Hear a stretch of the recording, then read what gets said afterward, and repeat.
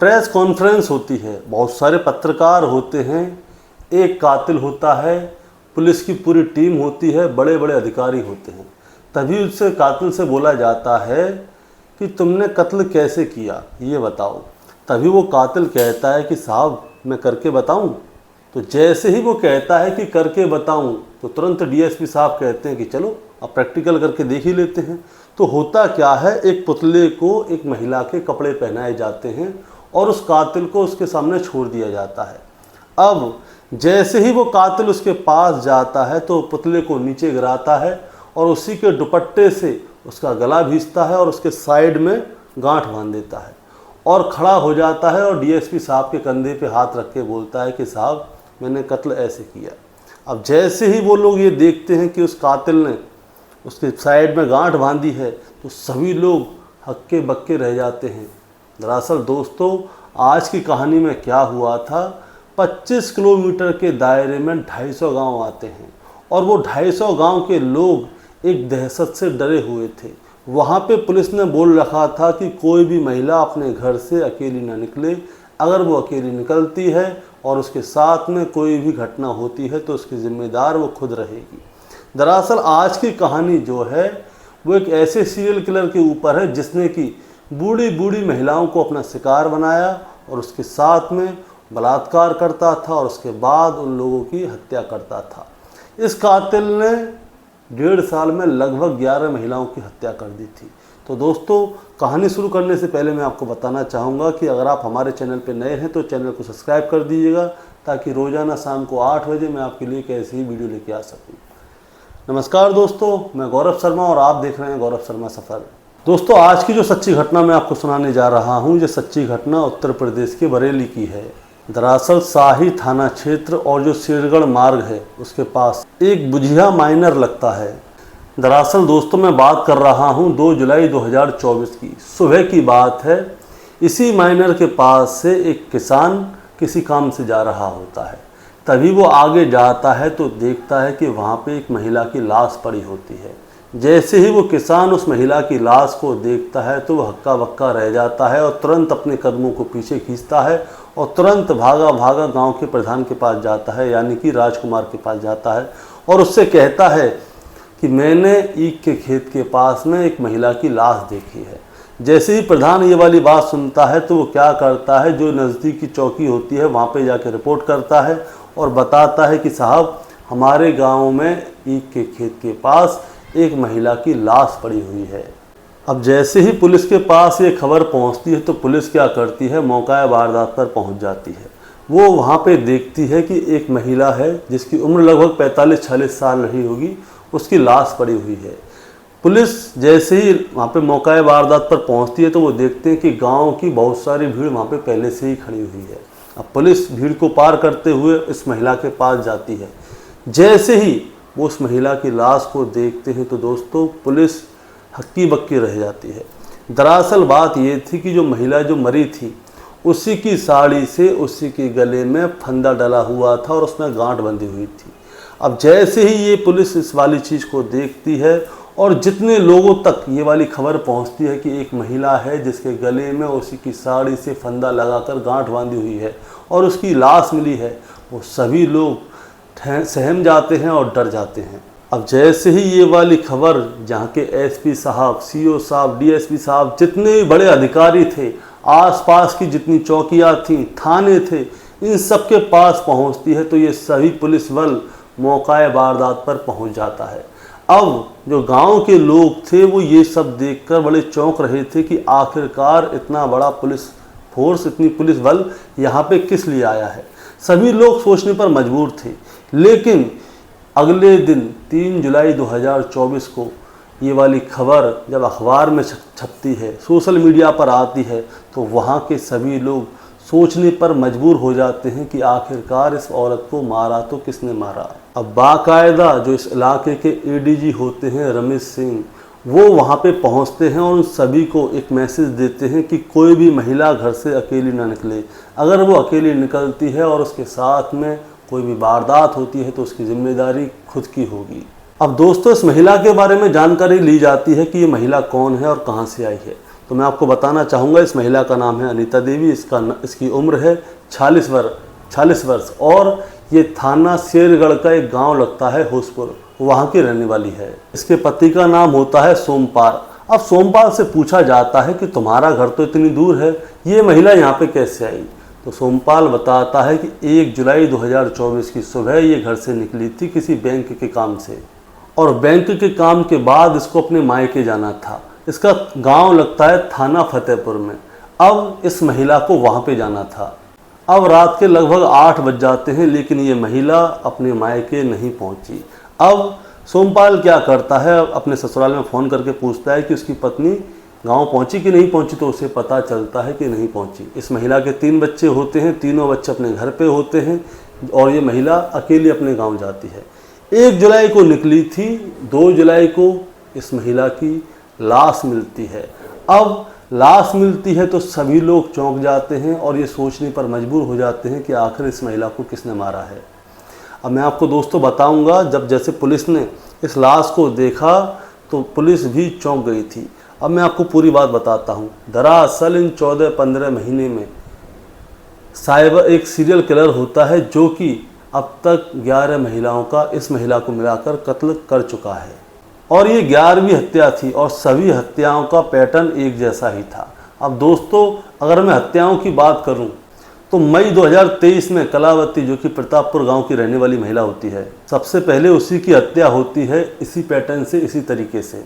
लेकिन इस महिला के घर वालों ने इस महिला के लिए कोई भी FIR दर्ज नहीं कराई थी, इसीलिए ये वाली बात क्या है दब के रह जाती है। लेकिन इस महिला की हत्या की बात तब खुलने लगी जब और भी महिलाओं के कत्ल होने लगे। अब 19 जुलाई 2023 को एक और महिला की लाश ईख के खेत में मिलती है जिसका नाम होता है धानवती, और 30 जून 2023 को चारा लेने गई हुई ओमवती का शव उसी के खेत में मिलता है।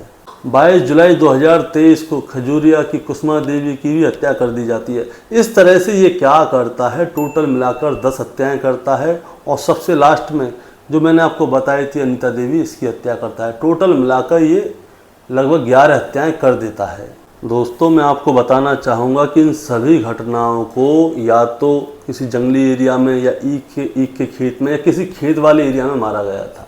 अब इसके बाद में क्या होता है, जो आखिरी घटना होती है वो नवंबर 2023 में होती है। लेकिन इसके बाद भी जो सेकंड लास्ट घटना थी, मतलब आखिरी से आखिरी घटना जो अभी हुई है, वो 2 जुलाई 2024 को हुई है। और 2024 को जैसे ही ये घटना होती है तो आसपास के गांव में फिर से डर का माहौल फैल जाता है। अब दोस्तों मैं आपको ये भी बताना चाहूँगा कि इसमें से लगभग 4 से 5 केसों का खुलासा पुलिस ने कर दिया था। लेकिन जब महिलाओं की हत्या दरबादर बढ़ती जा रही थी, यानी कि 13 महीने के अंदर 10 महिलाओं की हत्या हो चुकी थी, और जो आखिरी 11वीं महिला की हत्या हुई है वो 2 जुलाई 2024 को हुई है। अब पुलिस इस घटनाक्रम को कैसे सुलझाए? दरअसल 25 किलोमीटर के दायरे में 250 गांव आते हैं और 250 के 250 गाँव में एक दहशत का माहौल फैला हुआ था। अब पुलिस क्या करती है, इस घटनाक्रम को सुलझाने के लिए कईयों टीमों का गठन करती है। अब पुलिस क्या करती है, लगभग 1500 CCTV कैमरे लगवा देती है, और ख़ास करके 2 गाँव में, शेरगढ़ और शाहीन, क्योंकि इन्हीं गांव के आसपास में जो हत्याएं हो रही हैं सिर्फ इसी गांव के आसपास ही हो रही हैं। और वो हत्याएं हो रही हैं तो क्यों हो रही हैं? अब पुलिस क्या करती है, एक मीटिंग गठित करती है जिसमें कि ग्राम पंचायत हो, ग्राम प्रधान हो, सभासद हो, पार्षद हो, आसपास के जितने भी बड़े नेता हो, किसानों के नेता हो, इन सभी को बुलाया जाता है और उन सभी से कहा जाता है कि अगर आपको किसी के ऊपर कैसा भी शक हो या कोई भी आपके संपर्क में इस बारे में कोई जानता हो तो उस बारे में हमको आके बता दे। और पुलिस ने अपनी इसमें 24 टीमें गठित की थी। इसमें महिलाएं भी होती हैं और इसमें सिपाही भी होते हैं। अब इन सभी को गांव-गांव, घर-घर भेजा जाता है ये जानने के लिए कि आखिरकार ये हत्याएं कैसे हो रही हैं। किसी से तो कोई ना कोई क्लू मिले, लेकिन आखिरकार पुलिस को इस मामले में कोई भी क्लू नहीं मिलता। अब इसमें क्या होता है दोस्तों, 4 सिपाही ऐसे होते हैं आरक्षी थाने के, जिनमें एक का नाम आरक्षी सरफराज होता है, दूसरे का नाम उत्तम कुमार होता है, तीसरे का नाम शेखर वर्मा होता है और चौथे का नाम अमित चौधरी होता है।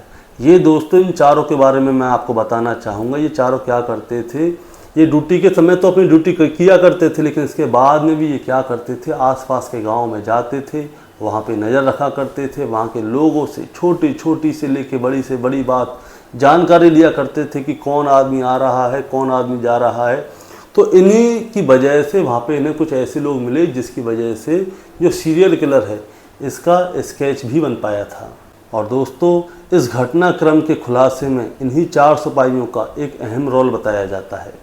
दोस्तों, मैं आपको दोबारा से बताना चाहूँगा कि 2 थानों के लगभग 250 गाँवों में ये दहशत फैल चुकी थी और पुलिस अपनी यहाँ पे पूरी कोशिश कर रही है, लेकिन अभी तक पुलिस के हाथ में कोई भी क्लू नहीं आया।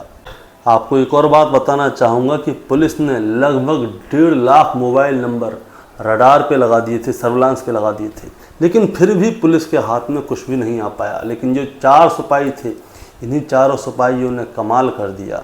अब होता क्या है दोस्तों, ये 4 सिपाही क्या करते हैं, खेतों की तरफ राउंड लगाते हैं, तो वहाँ पे जो महिलाएं मिलती हैं ये उनसे भी पूछा करते थे।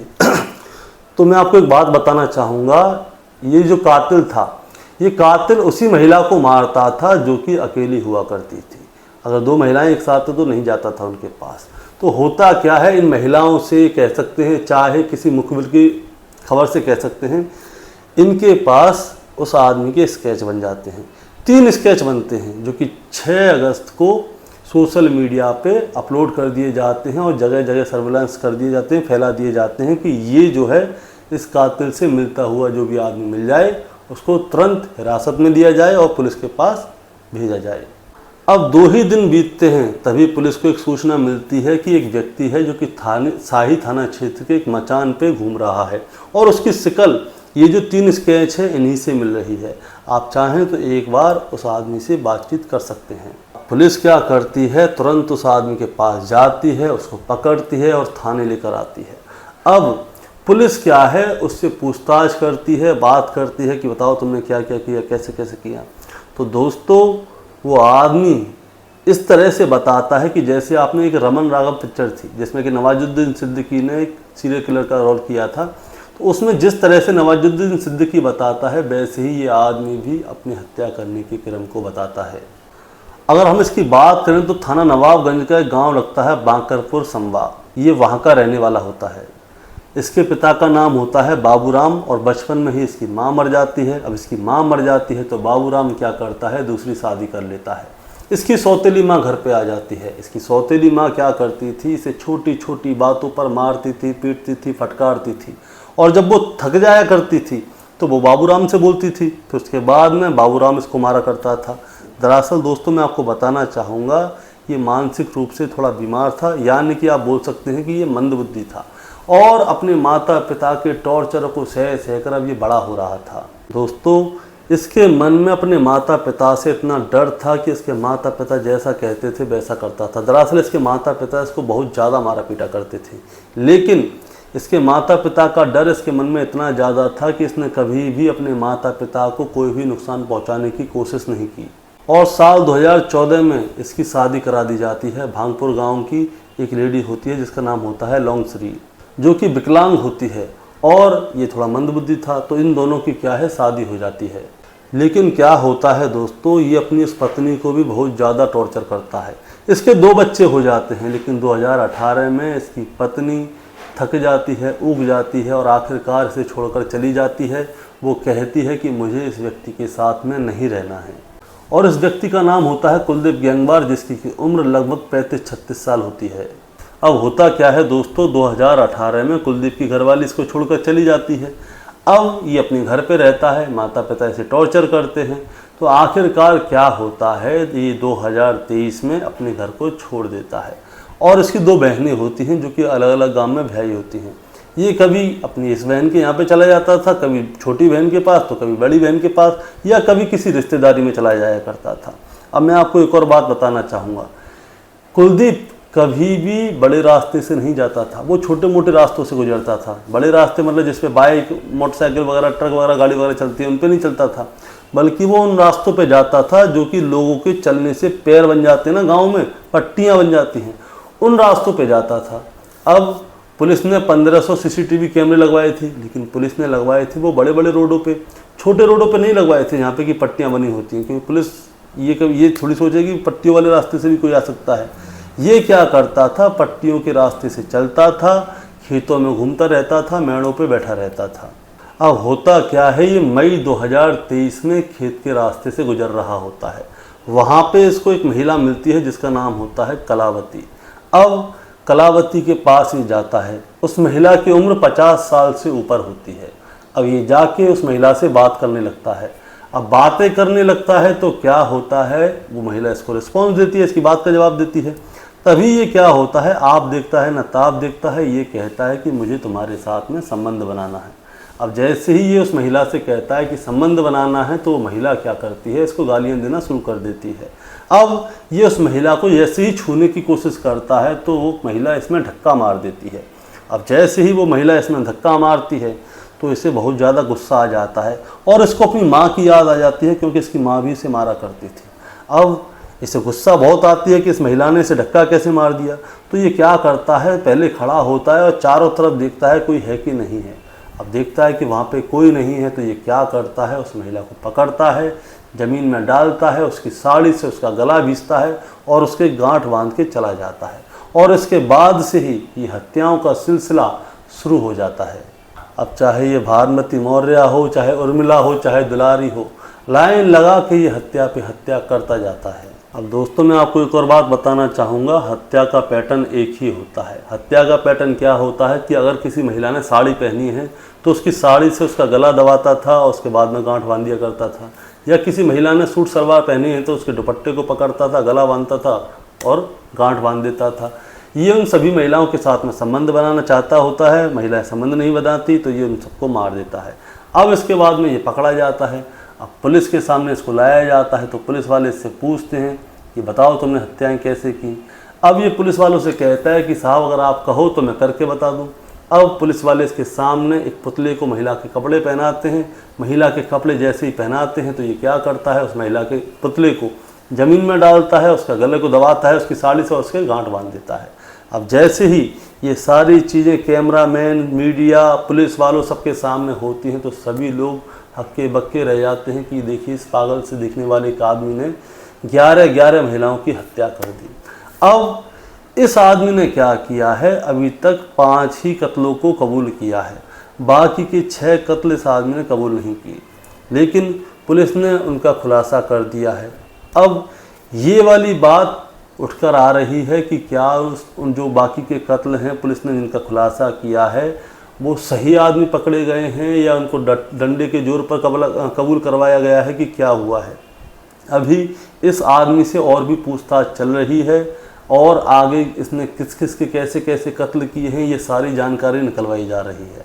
अब जैसे ही दोस्तों इसकी जैसे ही जानकारी सामने आती है मैं आपको सारी बातें अपने चैनल पे बताऊंगा।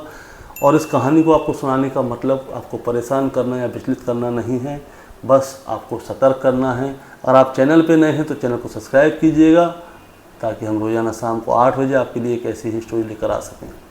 नमस्कार।